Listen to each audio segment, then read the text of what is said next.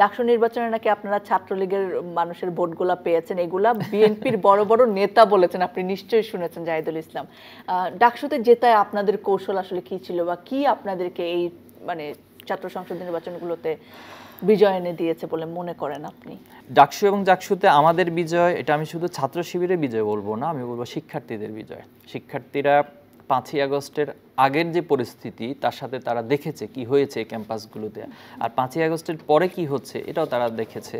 তো সে জায়গা থেকে তাদের ভিতরে এই কম্পারিজনটা খুব তারা ভালোভাবে করতে পেরেছে যে আসলে আমরা যে রাজনীতিটা চাই, একটা গঠনমূলক রাজনীতি অথবা ছাত্র রাজনীতি বলতে পৃথিবীর অপর দেশগুলোতে আসলে যে প্র্যাকটিসগুলো হয়, অথবা এখানে যে শিক্ষার্থী বান্ধব কর্মসূচি, শিক্ষার ছাত্র কল্যাণমূলক কর্মসূচি, পাশাপাশি একাডেমিক এবং ক্যারিয়ার ওরিয়েন্টেড কর্মসূচি, তো কারা সবচেয়ে বেশি করেছে এই কম্পারিজনটা করেছে। আর আমাদের যারা বিজিত হতে পারেনি বিপক্ষে, আপনি দেখবেন যে তারা তাদের এজেন্ডাই নিয়েছে যে কাদা ছোড়াছড়ি রাজনীতি, অথবা হচ্ছে আমি আমার কর্মসূচির মধ্যে নিজস্ব এজেন্ডা ব্যতি রেখে আরেকজনকে গায়েল করা, আরেকজনের বিরোধিতা করা, আরেকজনকে ট্যাগিং করা, এই রাজনীতিগুলো করেছে। তো আমার কাছে মনে হয় যে শিক্ষার্থীরা এই কম্পারিজনটা খুব ভালোভাবে করতে পেরেছে।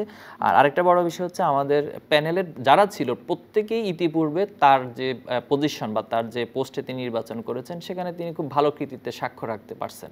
তো এই সব কিছু মিলে আমার কাছে মনে হয়েছে যে শিক্ষার্থীরা এই প্যানেলের উপর আস্থা রেখেছে।